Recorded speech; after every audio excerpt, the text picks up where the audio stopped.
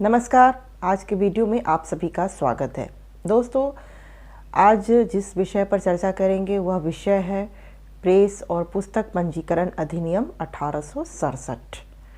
तो आइए जानते हैं प्रेस और पुस्तक पंजीकरण अधिनियम के बारे में।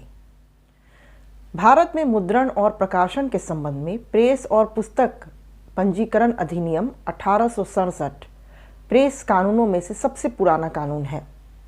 कोई भी समाचार पत्र या पुस्तक इसके प्रावधानों का पालन किए बिना मुद्रित या फिर प्रकाशित नहीं की जा सकती। इसके अंतर्गत यह अनिवार्य है कि समाचार पत्र प्रकाशित करने से पहले क्षेत्रीय जिलाधीश, प्रेसिडेंसी मजिस्ट्रेट या सब डिवीज़न मजिस्ट्रेट के सामने घोषणा पत्र को प्रस्तुत किया जाए।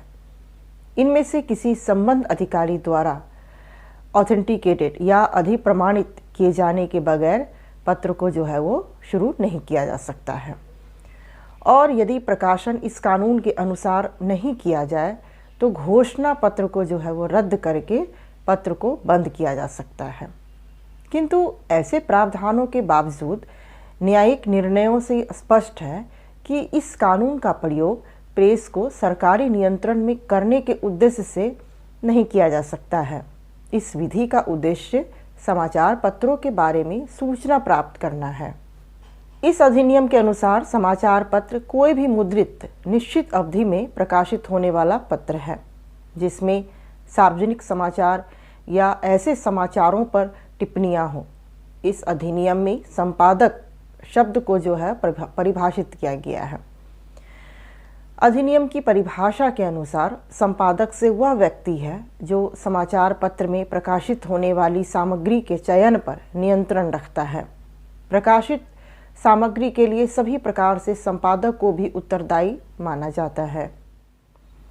प्रेस और पुस्तक अधिनियम 1867 के अनुसार भारत में किसी भी पत्र पत्रिका या पुस्तक का प्रकाशन करने से पहले अधिनियम के प्रावधानों के अनुसार उसका पंजीकरण भारत के समाचार पत्रों के पंजीयक के कार्यालय में करवाना जरूरी है।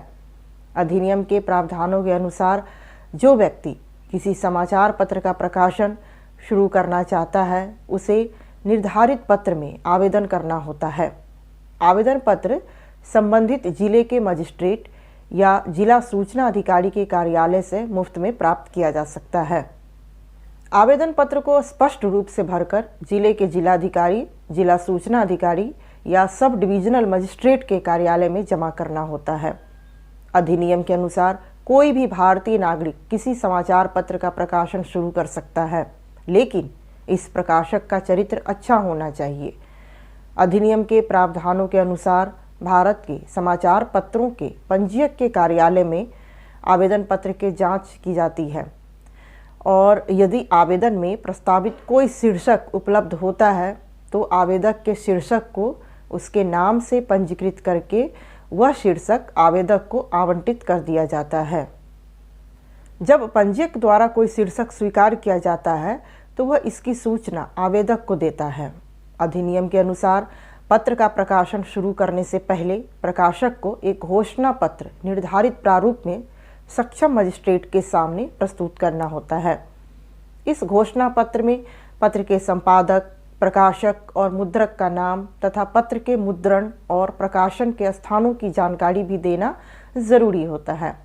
भारत के समाचार पत्रों के पंजीयक द्वारा शीर्षक को स्वीकृति देने और सक्षम मजिस्ट्रेट के द्वारा घोषणा पत्र स्वीकार कर लेने के बाद प्रकाशक समाचार पत्र का प्रकाशन शुरू कर सकता है। समाचार पत्र का प्रकाशन शुरू हो जाने के बाद अगर सक्षम मजिस्ट्रेट को कभी भी यह लगे कि प्रकाशक अधिनियम के प्रावधानों के मुताबिक पत्र का प्रकाशन नहीं कर रहा है तो वे प्रकाशक को कारण बताओ नोटिस जारी कर सकता है। यदि प्रकाशक प्रेस और पुस्तक पंजीकरण अधिनियम के प्रावधानों के उल्लंघन का दोषी पाया जाता है तो मजिस्ट्रेट घोषणा पत्र को निरस्त कर सकता है।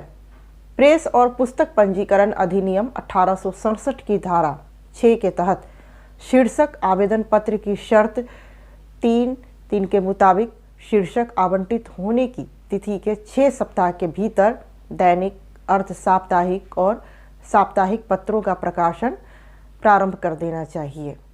अन्य प्रकार के समाचार पत्रों जैसे कि पाक्षिक, मासिक, त्रैमासिक आदि का प्रकाशन भी 3 माह के भीतर शुरू हो जाना चाहिए। यदि इस समय सीमा के भीतर पत्र का प्रकाशन शुरू नहीं हो पाता है तो स्वीकृत घोषणा पत्र को जो है वो रद्द मान लिया जाता है।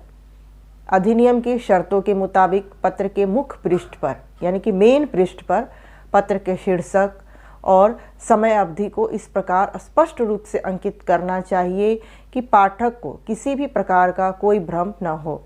प्रकाशित पत्र के प्रत्येक संस्करण की 2-2 प्रतियां राज्य सरकार द्वारा निर्दिष्ट किए गए अधिकारियों तक पहुंचाना भी जरूरी है। समाचार पत्र के अंक के प्रकाशन के 48 घंटे के भीतर पत्र का प्रकाशक प्रत्येक अंक की 1 प्रति डाक के द्वारा प्रेस रजिस्ट्रार को भेजेगा। यदि पत्र के कई संस्करण एक ही घोषणा पत्र के तहत प्रकाशित होता है तो प्रत्येक संस्करण की 1-1 प्रति प्रेस रजिस्ट्रार को भेजनी होगी।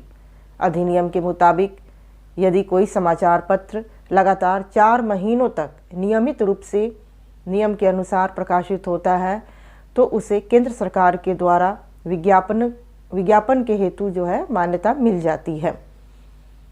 अधिनियम की धारा 19D(a) के मुताबिक प्रत्येक प्रकाशक को अपने समाचार पत्र का वार्षिक विवरण भारत के समाचार पत्रों के पंजीयक को निर्धारित प्रपत्र में भेजना अनिवार्य है। अधिनियम की धारा 19D(b) के अनुसार प्रत्येक समाचार पत्र के वार्षिक स्वामित्व का विवरण भी समाचार पत्रों के पंजीयक को भेजा जाना अनिवार्य है। भारत के समाचार पत्रों के पंजीयक के द्वारा प्रत्येक समाचार पत्र को प्रसार प्रमाण पत्र जारी किया जाता है।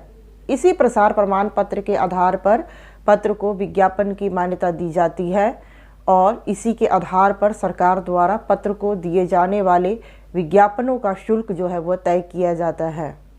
अधिनियम की धारा 2D के मुताबिक यदि कोई प्रकाशक अपने पत्र के शीर्षक, भाषा या समय अवधि में कोई परिवर्तन करना चाहता है तो इसके लिए पहले उसे भारत के समाचार पत्रों के पंजीयक से पूर्व अनुमति लेनी होती है और फिर से नया घोषणा पत्र जो है वह प्रस्तुत करना होता है। यदि पत्र के मुद्रण तथा प्रकाशन के स्थान तथा संपादक के नाम में कोई परिवर्तन करना होता है तो सामान्य प्रक्रिया के तहत सक्षम मजिस्ट्रेट के समक्ष जो है वो घोषणा पत्र प्रस्तुत करके किया जा सकता है।